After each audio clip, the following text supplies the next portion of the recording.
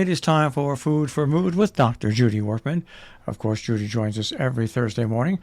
Judy is the co-author of the Serotonin Powered Diet. Also, Before Her Voice Was Still, A Friendship in the Shadow of ALS. And, of course, the Journal of a Duck Midwife. Let's bring her in safely in Wisconsin, Boston. Dr. Wurtman, good morning. Good morning to both of you. And I feel sort of guilty. It's a beautiful day here, and I think about all our friends and people we know, acquaintances in Florida, and wish that they were here instead of dealing with the aftermath of the hurricane. Really. That aftermath is going to be I can say that word. That aftermath is going to be, could be the topic of our show. Yeah, it's going to be. I must say, I was rather dismayed to hear about all the venomous snakes. I mean, including the pythons, which are decimating the Everglades from apparently the Hurricane Andrew, when a lot of the shops that sold the snakes, were devastated. Right. And these snakes escaped and somehow found their way to a wonderful breeding ground for them because they have all this food, and there are no natural enemies. But anyway, be that as it may, one of the things that one cannot stop, no matter where you are living in the Northern Hemisphere, is the decreasing hours of daylight. I mean, no matter how bright the sunshine is, right now, we know that, and it's so obvious that when you wake up in the morning, it's dark, or it gets light much later than it was a month ago, and certainly 2 months ago. And as soon as the month of October is over, we get into November, we're going to go back to standard time, and we're going to find ourselves with such early sunsets that we will say, oh, I never see the sun anymore when I go to work, because it's dark when I go to work, it's dark when I come out. And other than the inconvenience of having to turn on your lights when you're driving and turn on your lights at home, etc., one of the major effects, Jill, that we started talking about last week was sort of creeping depression that many of us experience, and sometimes it's so subtle that we ascribe it to, must have a cold, or must be tired, or must be overwork, or too much stress. But it really isn't. It is a depression that is specifically linked to decreasing hours of sunlight, which apparently have, now it's been figured out, some kind of an effect on decreasing the activity of serotonin, this brain chemical in our that keeps us sort of on an even keel emotionally, and it affects so many aspects of our daily life, but in a subtle way that we may not even realize how much we're changing. I mean, for example, you want to sleep longer, although certainly in your line of work you can't, but you really want to, and it's harder to get up in the morning. You feel tired, and you think, well, I may have a virus, but it's not. It's a seasonal affective disorder. And so you're much less likely to do voluntary exercise, like climbing upstairs if there's an escalator or an elevator, taking a longer walk, making sure your dog walks around the block and not just in your backyard, even going off to the gym. You tend to decrease your interest in work and in any kind of social activity, and you always have the excuse, well, it's dark, it's cold, it's rainy, it's snowing, I'm not going to go outside. But it's really because you don't want to engage yourself socially. You're sort of shut down. And you can become irritable, you can become angry, and one of the effects that seems to last a really long time is an increase in need to eat carbohydrates. And this effect has, unfortunately, consequences that can extend beyond the end of the winter when the seasonal affective disorder tends to go away, because you can gain weight.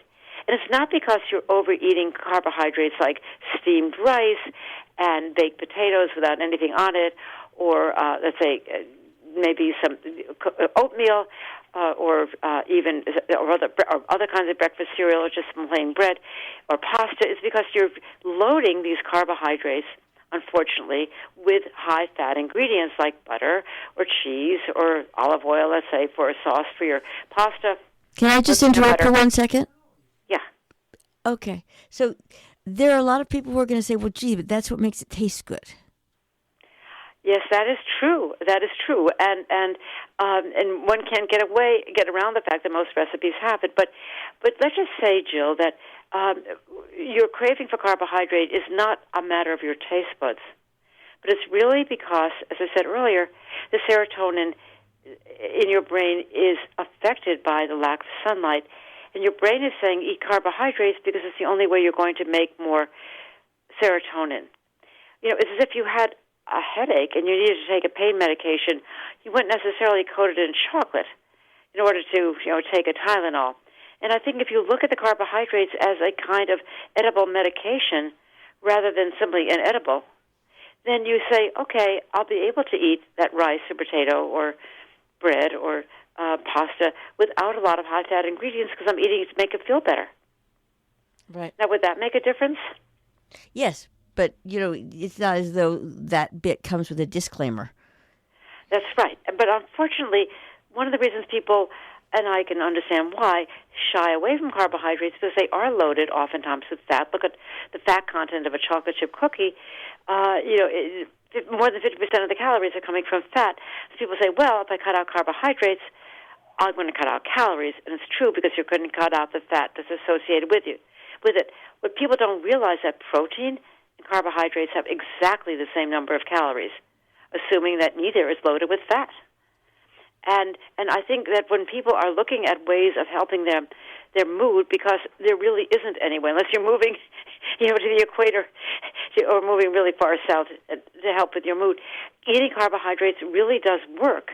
But you have to see them as something that is part of an overall calorie-controlled diet and not give yourself the license to load it up with high-fat ingredients, even though it tastes good. I mean, true, maybe a baked potato loaded with sour cream and butter tastes good, but, a baked potato with some salsa on it or, some chopped dill really doesn't taste bad either. No, and that is true. And I think that if more emphasis...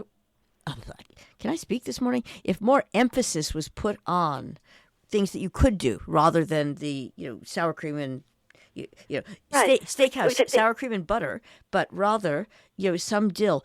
I had a friend who was just absolutely addicted, literally addicted to Greek, basically Greek salad dressing.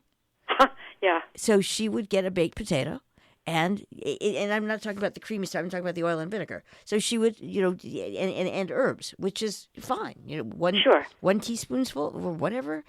Just it worked, and she not only did she survive off that, but she really liked it. Yeah, or you could stir fry some vegetables and put it on top. Yeah.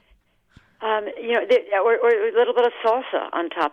They're top. Look, think about this. If you were an Asian individual who was eating a lot of rice, would you really load your rice with butter? No. Of course not. You might have some kind of an Asian condiment on it, but it would not be high in fat. So there are many, many cultures that do not rely on high fat ingredients. I remember going to Scandinavia and having tiny new boiled potatoes that were steamed with fresh dill. I've never eaten anything as good, and I assure you, all the butter and sour cream in the world would not equal that flavor. Right. No, that is true. And so then it brings me to my age-old question. Always, it's like, okay, so what happened here? Like, how did we get this way? But I will leave that for another show. How we go from carbohydrates, which are good for your brain, to carbohydrates, which are terrible for your body, and why do people accept that? And basically the reason is because they don't look at carbohydrates as pure, but as something that is heavily endowed with fat, which unfortunately is not so great for your body. So on to next week, right? Absolutely. Okay, very good. Okay, bye-bye then. Thank you very much, Dr. Judy Wurtman, Food for Mood. And you can hear Judy with Food for Mood every Thursday morning, right for This Week in the Legal Journal. Also online at robinhoodradio.com. Click on On Demand. Click on Food for Mood with Dr. Judy Wurtman.